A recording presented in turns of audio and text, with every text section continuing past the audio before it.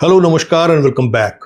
मैं जब भी किसी बियर का रिव्यू करता हूँ, किसी बियर का कंपैरिजन या बियर का कोई भी कॉकटेल, सबसे ज़्यादा क्या सवाल आता है आप लोगों का, ब्रो कोड बियर का रिव्यू कीजिए। अब क्या है, थंबनेल आप लोगों ने देखा है, मैंने सवाल उठाया है क्या ये बियर है। ठीक है, तो जो लोग भी कमेंट कर रहे थे कि ब्रो कोड बियर का रिव्यू कीजिए, वो भाई साहब तो ज़रूर देख लीजिएगा इस वीडियो को। कई बार लाइव में भी सवाल पूछा गया, उसमें मैंने बताने की कोशिश की है कि ब्रो कोड जो है ये वाली, ये बियर नहीं है। वैसे तो मैं इसको ठर्रा कहता हूँ। ठर्रा इसलिए क्योंकि नशा ज़बरदस्त देता है, बिल्कुल भंड कर देता है, और ये है भी नशे के लिए पीने की चीज़। कुछ लोग को इसका टेस्ट भी पसंद आता है। वो क्यों आता है, वो जब नोजिंग एंड टेस्टिंग हम लोग करेंगे तो बताएंगे आप लोगों को। लेकिन इसको लॉन्च ही किया गया है लोगों को भंड करने के लिए। ठीक, अब क्या है, इसकी पॉपुलैरिटी का राज क्या है? इसकी पॉपुलैरिटी का राज ये है कि इसमें 15% अल्कोहल है। एक बोतल में ही लोगों का काम चल जाता है। अब होता क्या है, 150-200 रुपए में एक बोतल बियर आती है। वैसे भी आप जानते हैं इंडिया में क्या है, जो नॉर्मल बियर होती है, मतलब नॉन स्ट्रॉन्ग बियर, जिसको रेगुलर जो बियर होती है, उसकी सेल ज़्यादा नहीं होती है। 80-90% जो है सिर्फ स्ट्रॉन्ग बियर बिकती है, जिसमें कि अप टू 8% अल्कोहल होता है, जबकि उसका टेस्ट बड़ा बेकार होता है। कोई भी नॉर्मल बियर का टेस्ट बड़ा अच्छा, बड़ा रिफ्रेशिंग, मज़ेदार टेस्ट होता है। स्ट्रॉन्ग बियर बहुत बीटर, बहुत बेकार, बकवास टाइप का टेस्ट होता है, लेकिन फिर भी वो ज़्यादा इसलिए बिकती है क्योंकि उसमें ज़्यादा नशा होता है। ठीक है, अब ये तो क्या है, उन सारी बियर का भी बाप है नशे के मामले में। सीधा 15%। अगर आप नॉर्मल वाली बियर से आप कंपेयर करें तो 3 बोतल बियर का नशा इस एक बोतल में मिलेगा आपको। ये कहानी है, और यही रीज़न है पॉपुलैरिटी की। जिनका जेब जरा तंग रहता है, जो लोग बहुत ज़्यादा स्पेंड नहीं करना चाहते हैं दारू में, बट नशा चाहते हैं, भंड होना चाहते हैं, मज़ा लेना चाहते हैं नशे का, तो उनके लिए बड़ा ही ज़बरदस्त चीज़ निकाल दिया कंपनी ने। अब क्या है, इसको जिस कंपनी ने लॉन्च किया है उसका नाम है Indo spirit beverage private limited. ठीक है, तो ये एक बड़ी कंपनी है, पुरानी कंपनी है, लेकिन ये कंपनी क्या है, ये अल्कोहल डिस्ट्रीब्यूशन के बिजनेस में है। जितनी भी बड़ी बड़ी कंपनियां, पनो रिकॉर्ड हो, डियाजियो हो, बिम सेंचुरी हो, बकार्डी हो, वो सबका इंडिया में डिस्ट्रीब्यूशन इन लोगों के पास है। तो इनका क्या है, इनका एक्सपोजर और मार्केट अंडरस्टैंडिंग इंडियन मार्केट के हिसाब से बड़ा ज़बरदस्त। ये जानते हैं कि लोगों को कम प्राइस में नशा चाहिए, टेस्ट में लोग कॉम्प्रोमाइज़ कर लेंगे, नशे में कॉम्प्रोमाइज़ नहीं करेंगे। ठीक है, 4 बोतल खरीद के किसी में नशा आए और किसी में अगर एक बोतल में ही वो काम हो जाए तो लोग दौड़ पड़ेंगे एक बोतल के लिए। तो इन लोगों ने क्या किया है, इन लोगों ने फ़ायदा उठाया है इंडियन लिकर टैक्सेशन का जो स्ट्रक्चर होता है, जो पॉलिसी है उसका। वो क्या है, आप यूं समझिए कि एक बियर में अराउंड 50-80% जो होता है वो टैक्स होता है। ये डिपेंड करता है स्टेट टू स्टेट, इसलिए मैं 50% नहीं बोल रहा हूँ या 80% नहीं बोल रहा हूँ। किसी स्टेट में 50% और किसी स्टेट में अप टू 80% तक टैक्स होता है। इसका मतलब ये हुआ कि अगर 200 रुपये में कोई बियर बिक रही है तो किसी किसी स्टेट में 160 रुपया तो गवर्नमेंट के पास जाता है। अब उसमें क्या है, मार्केटिंग है, आउटलेट का मार्जिन है, डिस्ट्रीब्यूटर का मार्जिन है, तो आप सोचिए मैन्युफैक्चरर के पास क्या जाता है। ठीक है, लेकिन वाइन के केस में ऐसा नहीं है। वाइन में इंडिया में टैक्स बड़ा कम है, स्पेशली जो वाइन इंडिया में बनती है, जैसे नासिक वगैरह में काफ़ी सारी वाइन बनती है, उस पर टैक्स बड़ा कम है, 10-15% का टैक्स है। ठीक है, तो ये जो घालमेल है टैक्सिंग स्ट्रक्चर का, उसका इस कंपनी ने भरपूर फ़ायदा उठाया है, और साथ ही अपना जो मार्केटिंग का जो एक्सपीरियंस इतने सालों का था उसके हिसाब से, जितना मेरे को ध्यान में है, शायद 2018 में ये लॉन्च हो गया था, और लॉन्च के साथ ही काफ़ी फेमस होता चला गया, और अब आई थिंक 7-8 साल के अंदर में ज़बरदस्त पॉपुलैरिटी है इसकी। और ख़ास करके जो न्यू कमर्स हैं, जो नया नया दारू पीना शुरू करना चाहते हैं, उनमें तो ज़्यादा ही पॉपुलर है।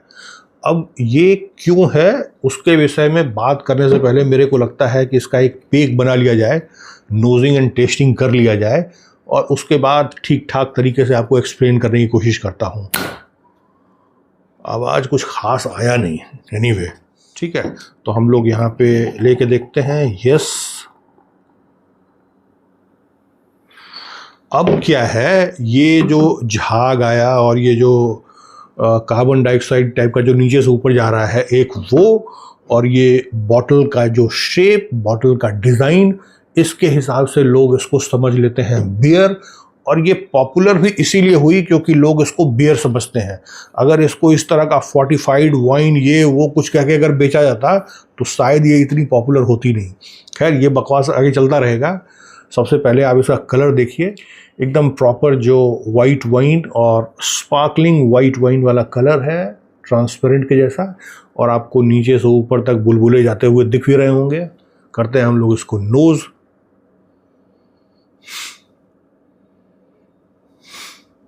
नोज पे भाई साहब बड़ा ही घटिया है, बिल्कुल सड़ा हुआ जो अंगूर होता है, ग्रेप्स, उसके जैसा स्मेल है। सस्ती वाइन में भी इस तरह का स्मेल आता है बट इतना प्रोमिनेंट नहीं होता है। तो इसका स्मेल जो है, इसका दूर दूर तक कोई लेना देना नहीं है बियर से। सस्ती घटिया वाइन से मिलता जुलता जरूर इसका स्मेल है, और एक्चुअली उससे ज़्यादा घटिया इसका स्मेल है। ठीक है, टेस्ट भी करते हैं।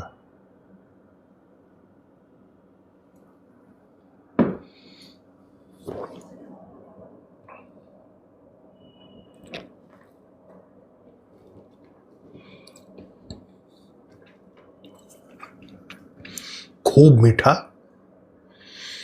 खूब खट्टा, और जैसा मैं बता रहा था, सड़े हुए अंगूर के जैसा।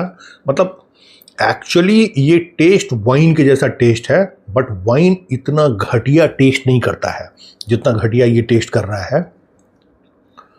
तो खूब खट्टा, खूब ज़बरदस्त मीठा, और वाइन के जैसा, लेकिन वाइन से ज़्यादा घटिया ये इसका टेस्ट है।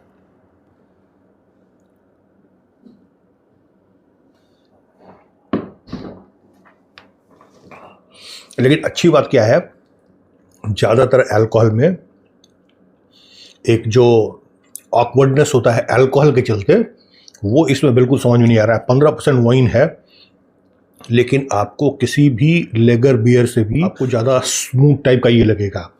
मतलब यूँ समझिए कि ये कोई सॉफ्ट ड्रिंक के जैसा इसका टेस्ट है, कोई ऑकवर्डनेस नहीं है, दारू के जैसा कोई टेस्ट नहीं है। तो इसके चलते क्या होता है, बहुत लोग को ये बियर से भी ज़्यादा पसंद आता है। और आप अगर 2-4 दिन लगातार पी लेते हैं तब तो किसी से भी मोहब्बत टाइप की होने लगती है। हम लोग देखते हैं इसका इंग्रेडिएंट्स, वो बड़ा इंपॉर्टेंट होगा देखना। लिखते हैं grape wine, ethyl alcohol generated during process, grain spirit, sugar 3 to 4%, contains permitted natural flavor, contains sulfates। ठीक है, वो वाइन में रहता है, मतलब फॉर प्रिजर्वेटिव टाइप का आप समझ सकते हैं। तो क्लियर कट इन लोगों ने लिखा है ग्रेप वाइन। ठीक है, ग्रेप वाइन है और इथाइल अल्कोहल इस पे बना है ड्यूरिंग प्रोसेस। उसके अलावा इसमें ग्रेन स्पिरिट भी मिलाया गया है। अब आप ये समझिए कि बियर जो है, मैं क्यों कह रहा हूँ कि ये बियर नहीं है, क्योंकि बियर हमेशा बनती है ग्रेन से, स्पेशली बार्ले से। ठीक है, तो बार्ले से जब भी बियर बनती है तो अल्कोहल परसेंटेज 4%, 4.5%, मैक्सिमम 5% तक ही होता है। ठीक है, तो उसको स्ट्रॉन्ग बियर बनाने के लिए उसमें शुगर डाला जाता है, सो दैट कि वो 5% से बढ़ करके 7, 7.5 और अप टू 8% तक चला जाता है। ये कहानी होती है। वाइन के केस में क्या होता है, 10, 11, 12, मैक्सिमम 13, 14% तक वाइन में अल्कोहल कंटेंट आता है, क्योंकि ग्रेप्स में क्या है, शुगर कंटेंट ज़्यादा होता है एज कॉम्पेयर टू बार्ले या कोई भी ग्रेन के मुकाबले। ठीक है, लेकिन फिर इसमें 3-4% और शुगर डाला गया है, तो उससे क्या होगा, 11-12% से थोड़ा ज़्यादा अल्कोहल परसेंटेज इसमें आ जाएगा। लेकिन उसके बाद फिर इसमें ग्रेन स्पिरिट भी दिया हुआ है 15% करने के लिए। तो ये कहानी है। तो इसको अब आप वाइन नहीं कह सकते हैं, क्योंकि अलग से जैसे ही आपने ग्रेन स्पिरिट डाल दिया किसी अल्कोहल में, ग्रेप वाइन में, तो अब वो वाइन कहलाने के लायक नहीं रहा। ठीक है, कार्बन डाइऑक्साइड इसमें इन्फ्यूज़ किया गया है, जस्ट कोई भी स्पार्कलिंग वाइन में यूज़ किया जाता है या शैम्पेन में यूज़ किया जाता है, तो उस तरह से इसमें भी यूज़ किया गया है।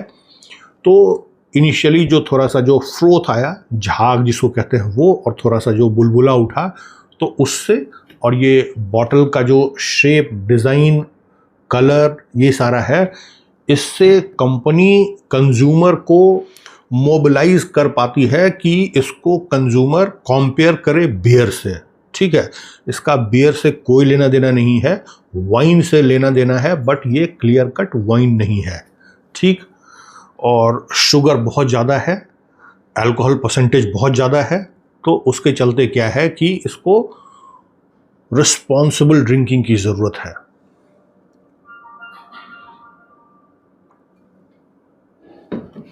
तो अब क्या है, जो लोग काफ़ी समय से इसको पी रहे हैं, इसका टेस्ट पसंद आ गया है, इसका नशा भी मज़ेदार लग रहा है उन लोग को, तो कंटिन्यू करें। हालांकि मैं एक कॉशन ज़रूर देना चाहूँगा कि इसमें शुगर कंटेंट बहुत ज़्यादा है, अल्कोहल परसेंटेज भी बहुत ज़्यादा है, तो this is not very good for your health.